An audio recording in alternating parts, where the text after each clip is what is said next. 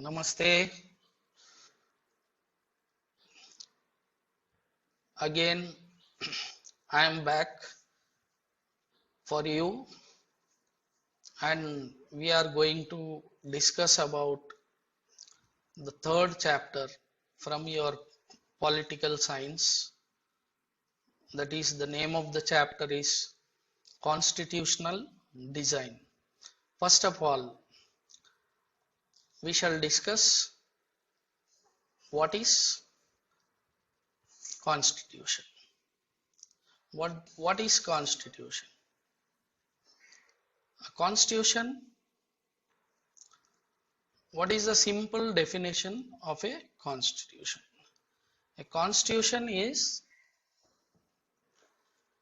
a set of rules and principles which have to be followed by a citizen of a particular country. So every country has its own constitution. As previously you studied in your 8th class about a constitution. So now we are going to learn about how constitution was designed, how every country designs its constitution. That we are going to learn today. So there are number of countries' constitutions. They have been given in your textbook. And preamble. What do you mean by preamble? It's nothing but a gist of the complete constitution. They will put it in the first page of the constitution. So preamble is very important, that how a country is following its things, its systems and all.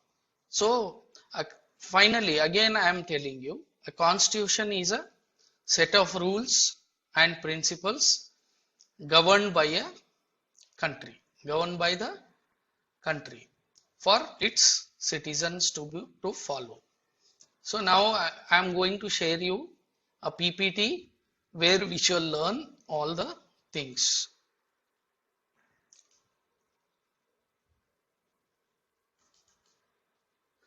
Now in this slide we are seeing a picture of a person, a great personality, Nelson Mandela.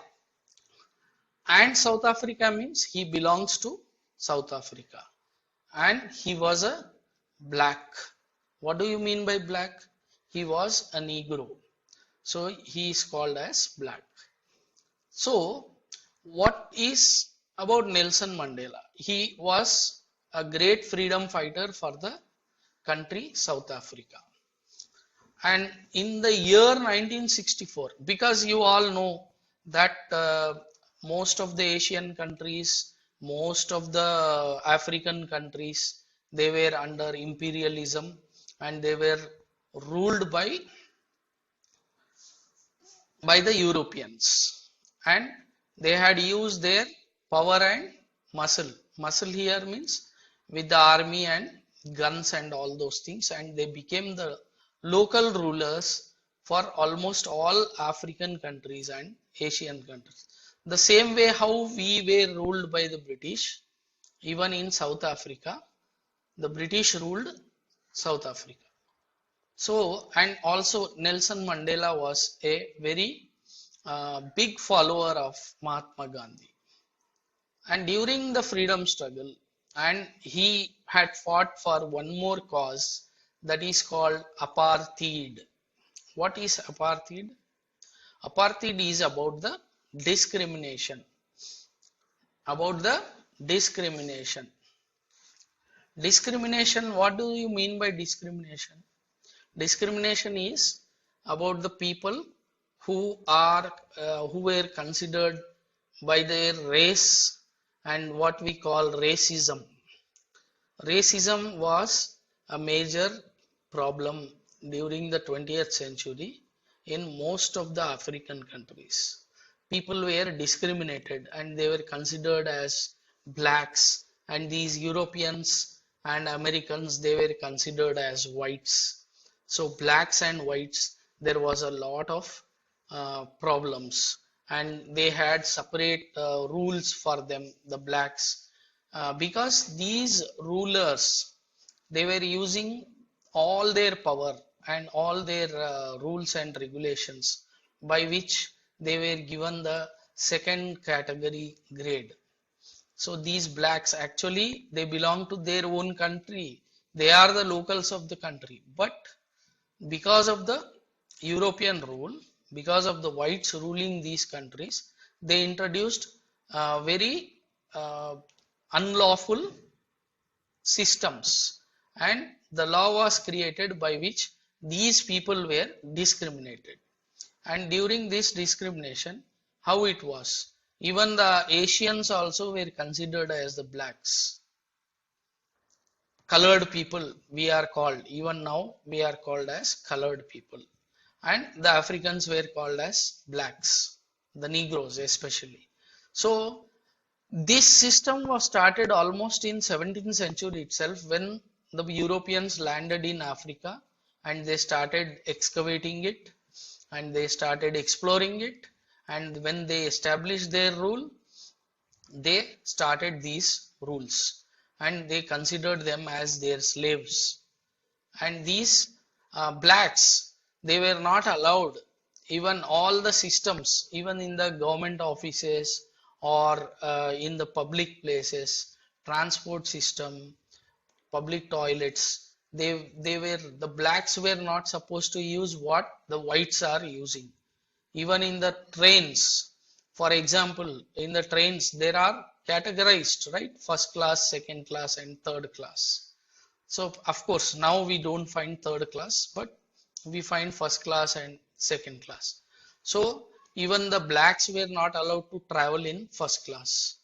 Do you remember, like once Gandhiji was thrown out of the train when he was traveling in first class in South Africa? The same way, this was the discrimination. This is a simple example of discrimination. And even in the public toilets, there were separate public toilets for the whites and separate public toilets for the blacks. So in this way, they were discriminated. And even in the restaurants, some of the restaurants, blacks were not allowed and only whites were allowed. And even they used to put a board on the hotels, on the entrance of the hotels, how bad it was. Like they used to put the captions, or they used to write, dogs and blacks are not allowed inside. So much of discrimination was there. So Nelson Mandela, he fought for this apartheid, that is, this discrimination should be removed. And then because of its struggle, in the year 1964, he was given a punishment of life imprisonment, and he was put in jail. And when he was put in jail for life imprisonment, after 28 long years, he was released when South Africa got freedom in the 1990s, and he became the first president of South Africa. So now what he said, there can be no great gift that of giving one's time and energy to help others without expecting anything in return. So he was a very great man, and so many quotes he has given in his speeches, and he was a very great personality for the South Africans. You see the map of South Africa.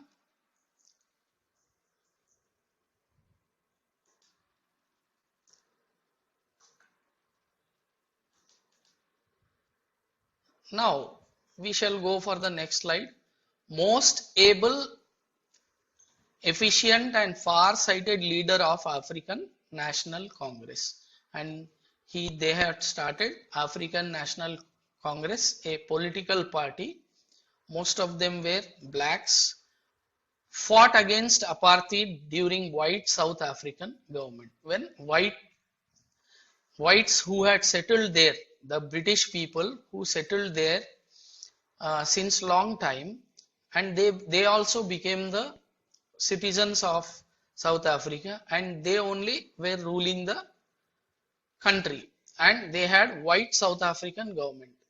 So Nelson Mandela, he spent 28 years in prison from 1964 to 1920 in a very dreaded prison in Robben Island.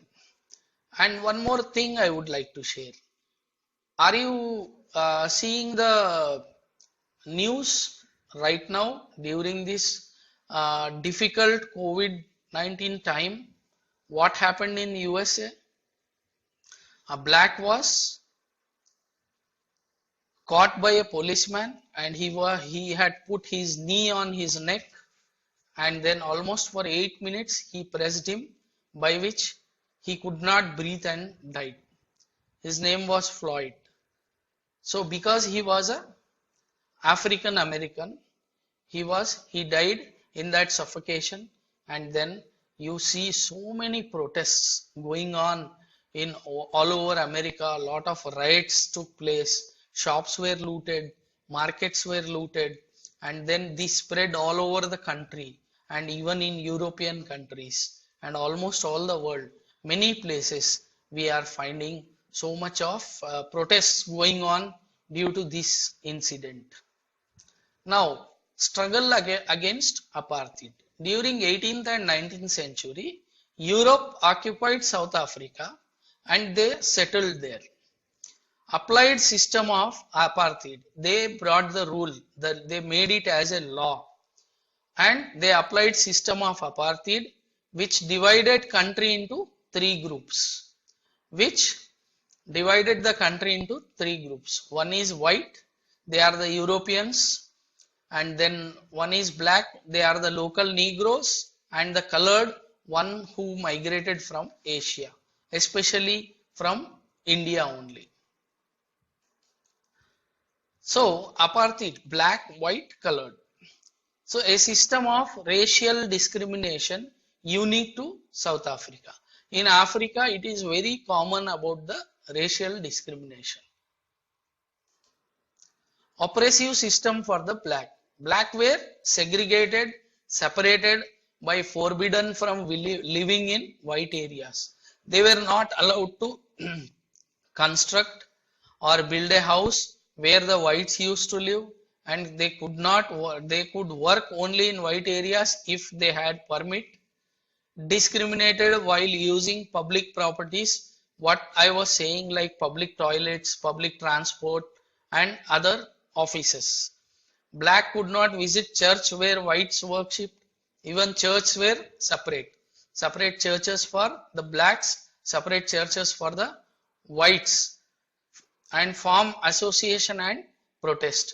Even the blacks were not allowed to form any association, or they cannot protest. So much of oppression was there. And African National Congress, it was started since 1950. Blacks, coloreds, and Indians fought against this system, including workers, union, communists, and sensitive whites joined them. Even few communist people and the sensitive whites, the whites who could understand these problems, they also joined the African National Congress. In 1964, Nelson Mandela and 7 other leaders were sentenced to life imprisonment. But the white racist government continued to rule by torturing and killing thousands of blacks and colored. And they did not give freedom or independence to these countries. So they were under the white racist government only. And they even tortured and killed many blacks and colored. So protest increased. The racist government realized that they could no longer keep the black under repression, because now what happened, these government could not control the blacks and they could not keep for long time under repression. Why? Because the revolt was increasing. There was more revolt everywhere. The revolt was increased. So the racist government changed their policies. They had to change their policies. Discriminatory laws were repealed. They banned on political parties and restriction on media were lifted. Ban on political parties was lifted and there was restriction on the media. The media were not supposed to publish or telecast any of the anti-government issues. So all this ban was removed.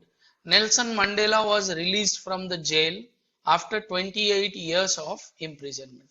He was in the jail for 28 years. Towards a new constitution. At the midnight of 26th April 1994, the Republic of South Africa, a multiracial government was born. Then they were given the freedom and then multiracial government was born. The black forgave the whites.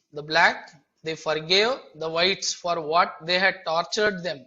Both the blacks and whites decided to build a new South Africa based on equality of all races on democratic values, social justice and human rights, because there was a lot of pressure for the racial government to give all the rights to the blacks. So that's why they had to forgive, and then they decided to build a new South Africa with all democratic values and new government by even drafting a new constitution. After 2 years of discussions and debates, they draw a common constitution and gave it to its citizens, the most extensive rights available in any country. So what was the preamble? As I was telling you, this is the gist of the constitution. It will be in the beginning of the constitution, in the first page or second page, after the foreword. Even you see in your textbooks, you find foreword, that is about the editor, and then later on you find, even in our social textbook also, you find the preamble of India. Like that, every country's constitution will have a preamble. Now in a short way we shall go about these preambles. So preamble of South Africa. We the people of South Africa recognize the injustice of our past, honor those who suffered for justice and freedom in our land, respect those who have worked to build and develop our country, and believe that South Africa belongs to all who live in it. United in our diversity, we therefore, through our freely elected representatives, adopt this constitution as supreme law of republic so as to. So here, see, they have made it very clear in the preamble that whoever are living in South Africa, it belongs to them. And there are few words like in united in our diversity. What does this mean? That all types of people like blacks, whites and colored, all they are united now, and they have forgiven, because we discussed, they have forgiven the whites, and all are united because many whites settled down there, and they settled there and they became the citizens of South Africa. They never went back to their country like England or other European countries, but they have settled there. So they also became the citizens of South Africa. And for that they are united now. They are united in their diversity. They follow all the cultures of all the three races, and then they had elections, and then they prepared a constitution, and it became the supreme law of republic so as to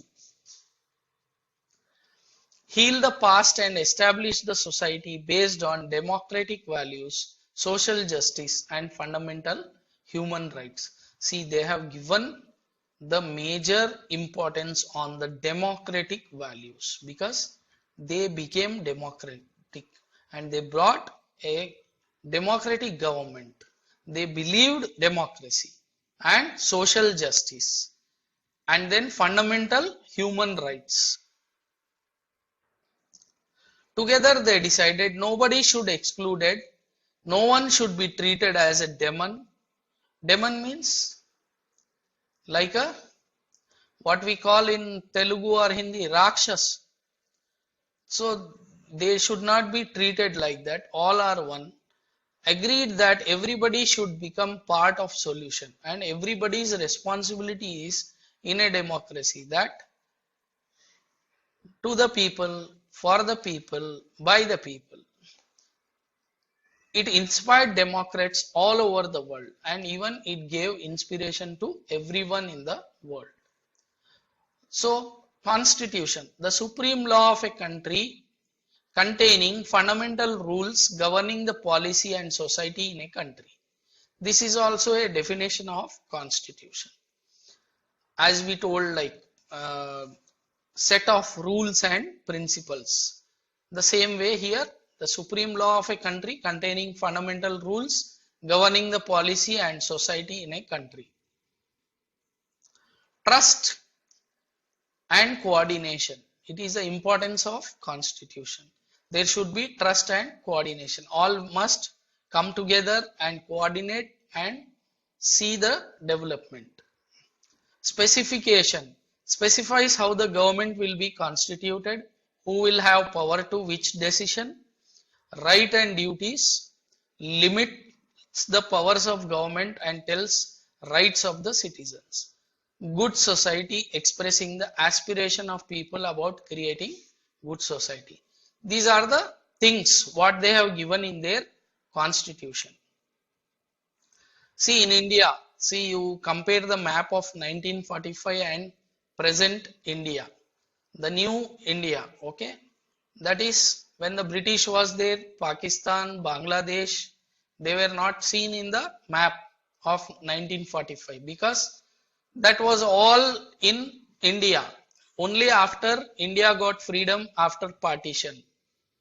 That was a bloody partition, what we can say, because we faced lot of problems, violence, riots, then war, all these things, and then again late during 1971 you saw the separation of Bangladesh from Pakistan, because only in the year 1947 what happened, a part of Bengal was given to Pakistan, it became East Pakistan, and present Pakistan, it was a West Pakistan.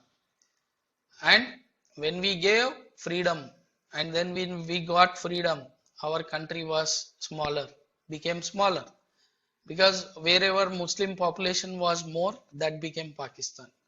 But after many years, East Pakistan got liberated with the help of India and it became Bangladesh.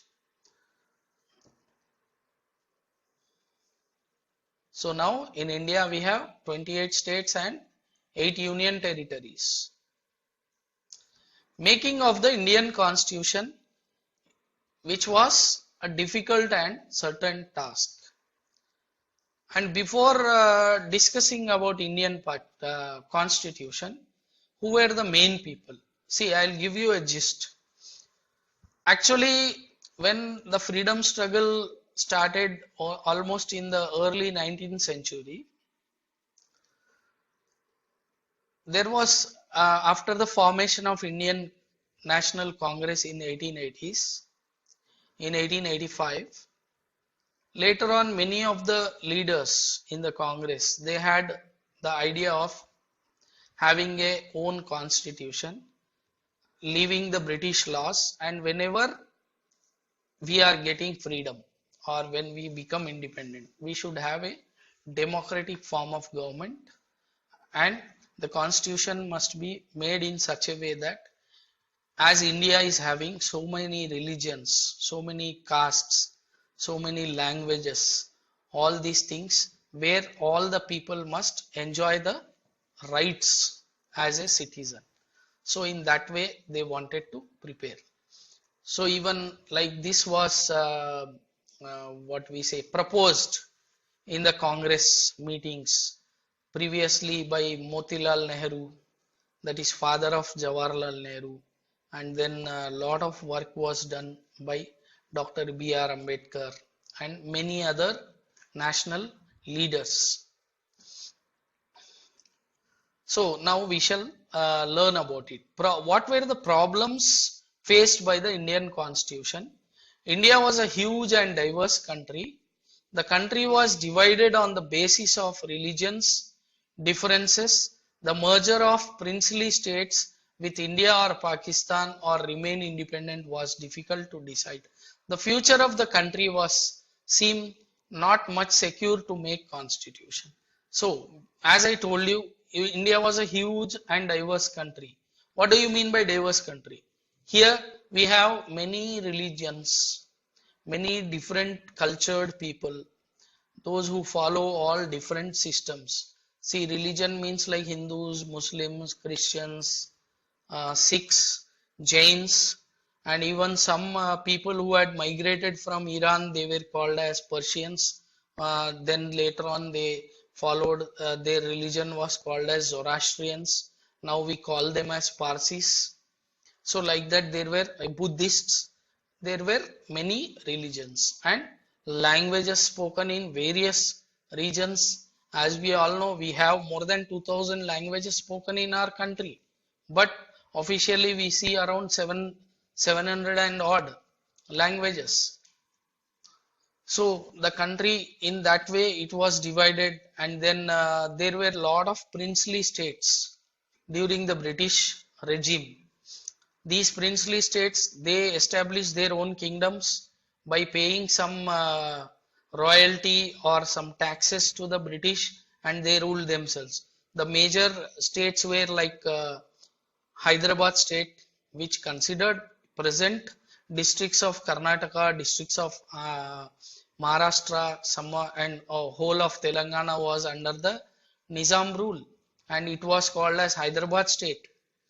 The same way Jammu and Kashmir was ruled by some other ruler, the same way Junagadh, Awadh, like that many states were there, many princely states. So there were 526 princely states when we got independence. So when we got independence, freedom, at that time when we thought of drafting a constitution, so many of these princely states had to be merged either with India or Pakistan.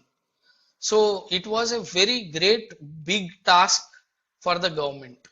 So thanks to Sardar Vallabhbhai Patel, who was the then Home Minister and Deputy Prime Minister, who could solve all these problems, who could sort out by talking to all these 526 princely states, and then he could convince them, or even force was used, for example for the Hyderabad state, where he had to bring the police action and then they had to take it under their control, and he could merge all the 526 princely states. So it was a very major big task, and the path to constitution. 1928 I was talking to you earlier, drafted constitution for India by Motilal Nehru and 8 other Congress leaders. They tried to draft a constitution during the year 1928 itself. Then 1931 resolution at Karachi on how independent India's constitution should look like, which follows the features. They are: one is universal adult franchised. What do you mean by universal adult franchise? It is nothing but right to vote. Every citizen he or she should have the right to vote. Right to freedom and equality. And because we had lot of caste discrimination in our country, like untouchability and other things, so they want to remove that, and they want to bring right to freedom and equality. To protecting the rights of minorities, they should protect the rights of minorities, because majorly the minorities means after independence we got, the majority was Hindus and minorities were the Muslims, Islam who followed, Christians, Buddhists, Sikhs, then Zoroastrians and various religions. Many educated Indians were familiarized with the political and legislative institution during the colonial, that is British rule. So only educated Indians, where they know the system of parliament or legislative council or institutions, how the votes and how to elect the rulers and all. Years of thinking and deliberation on the framework of constitution had another benefit. So many years, right from 1928, they started thinking and how to do all these drafting. We'll do like this. We have so much this type of people. So how we have to follow all this was a benefit for all these long years. Many of the leaders were inspired by the ideals of the French Revolution. Now, you might have studied the first chapter of history, French Revolution, and that was the ideal for not only India, it was an ideal for almost all the world, many countries who were under the colonial rule.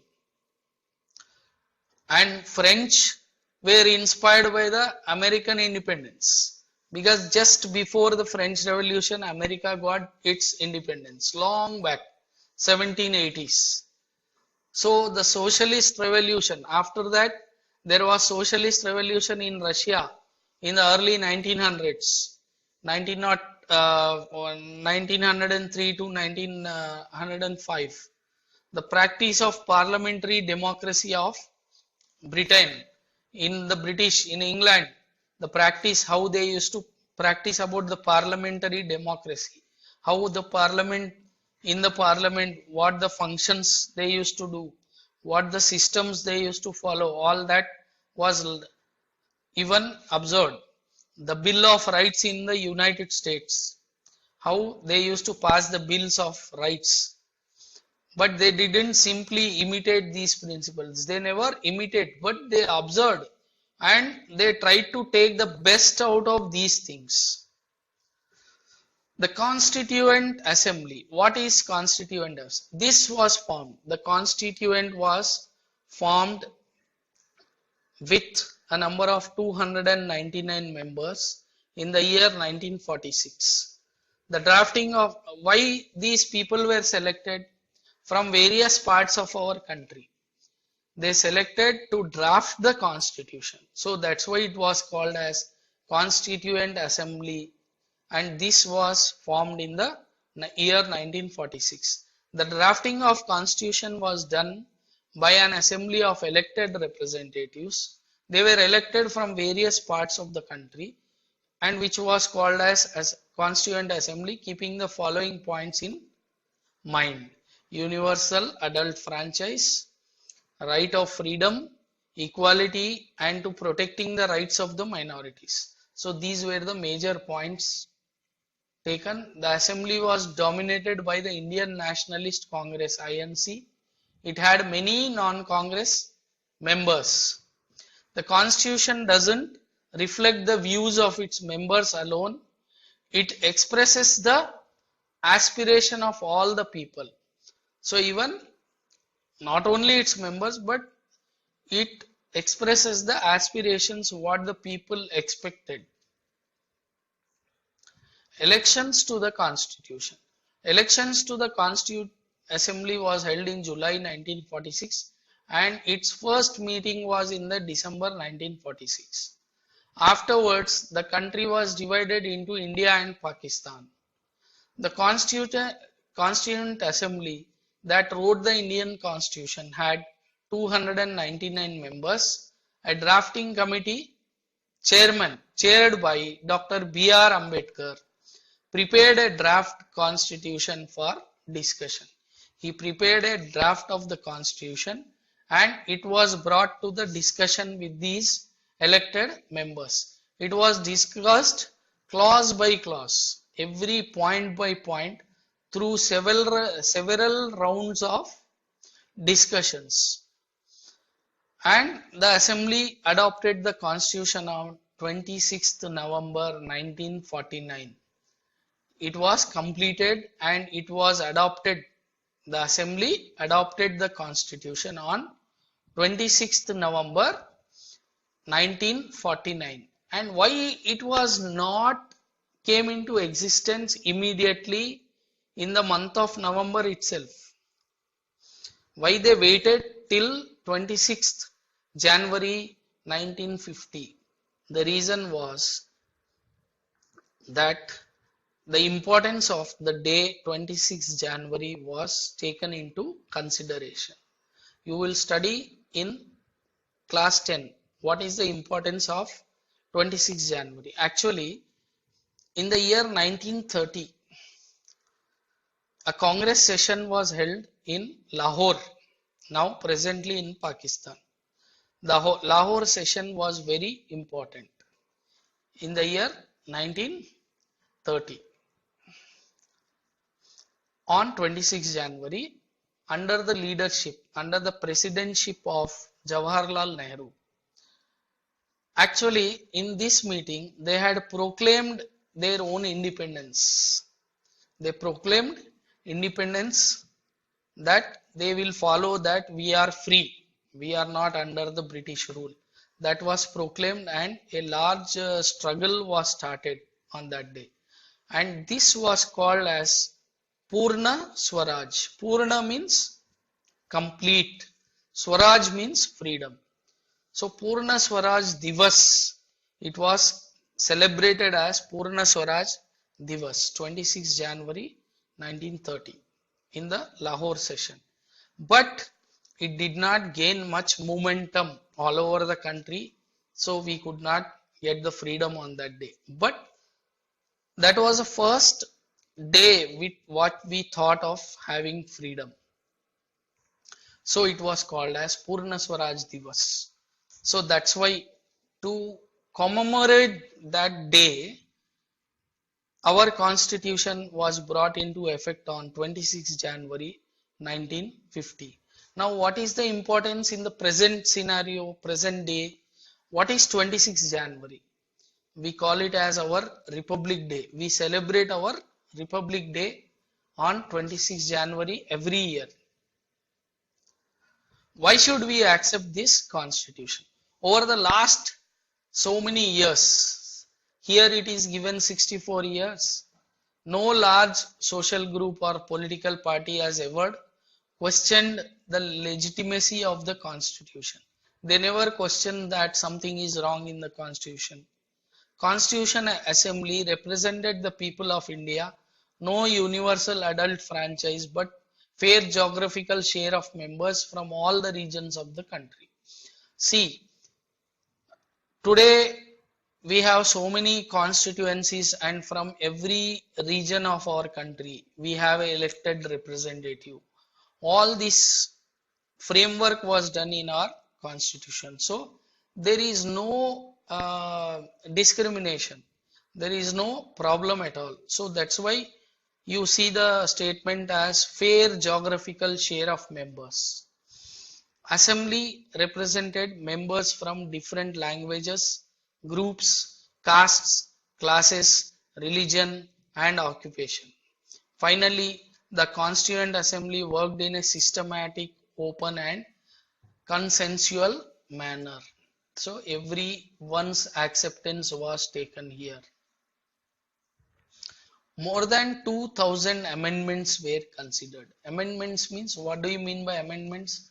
Small changes or corrections or additions in the constitution or in the draft of the constitution. The members deliberated for 114 days, spread over 3 years. Over 3 years, that is right from the year 1946 to 1949. That is 3 years. In these 3 years, the Constituent Assembly, they met together for almost 114 days in different occasions in the 3 years. Every document and word spoken in the Constituent Assembly has been recorded and preserved, which is called as the Constituent Assembly debate. These debates provide are 12 bulky volumes. They are recorded in 12 volumes. Bulky means very big, like books or whatever. We can understand the Constitution of India through two ways: by reading the views of some of the major leaders of our constitution, by understanding what the constitution says about its own philosophy. So it is by reading, by understanding. Both they did by giving the values, the dreams and promises. Even the dreams and promises were considered, and taking all the advices and values. For example, here dreams and promises. First one, like Mahatma Gandhi in his magazine Young India in the year 1931 spelt out what he wanted in the constitution to do. So those were considered, they were taken. B.R. Ambedkar criticized Mahatma Gandhi and his vision, even though there were small differences between Ambedkar and Mahatma Gandhi. Even during the freedom struggle, you might have heard about Pune Pact, the failure of the round table conference with the British. All this Pune Pact was an agreement between Mahatma Gandhi and Dr. B.R. Ambedkar on the framework of the reservation policy. Jawaharlal Nehru gave speech on midnight of August 15, 1947. He stated, when the world sleep, India will awake to life and for freedom. Freedom and power brings responsibilities. Service of India means service of the millions who suffer. The ambition of the greatest man of our generation has been to wipe every tear from every eye, because that was the happiness of the freedom for the citizens of India. The Constitution with the short statement of its basic values, this is called the preamble to the Constitution. That begins with the short statement. I told you it's a kind of gist of our Constitution, what we follow. So that is called as the preamble of our Constitution. So a very long and detailed what our Constitution is about. It's a very long and detailed document, amended quite regularly to keep updated. Even now we have lot of amendments. In this present day also we have lot of amendments. Why we amend our Constitution? When we need some changes in our Constitution, or when we need any changes regarding, for example, all the laws which are there. Now we brought, like recently we saw triple talaq, or removal of Article 370 for Jammu and Kashmir, and then implementing or bringing out new laws. All this will be included in the Constitution, amended, the changes made in the Constitution. So that will keep us updated, like Women's Bill, reservation for the women, equality of the women, and it lays down a procedure for choosing person to govern the country, and defines who will have how much power to take decisions. Even the Constitution has framed all the things, how the elected person, what is the rights or what powers they have, and it doesn't give any supreme power to the president of the country or the cabinet or the prime minister of the country, but even a president can be removed by various systems, because they should not become a dictator again. So that's why all the limits are given. Powers are also equally given. Put limits to what the government can do, providing some rights to the citizens that cannot be violated. Even the citizens, as individual citizen, we have many rights in our Constitution, given by our Constitution. So I would like to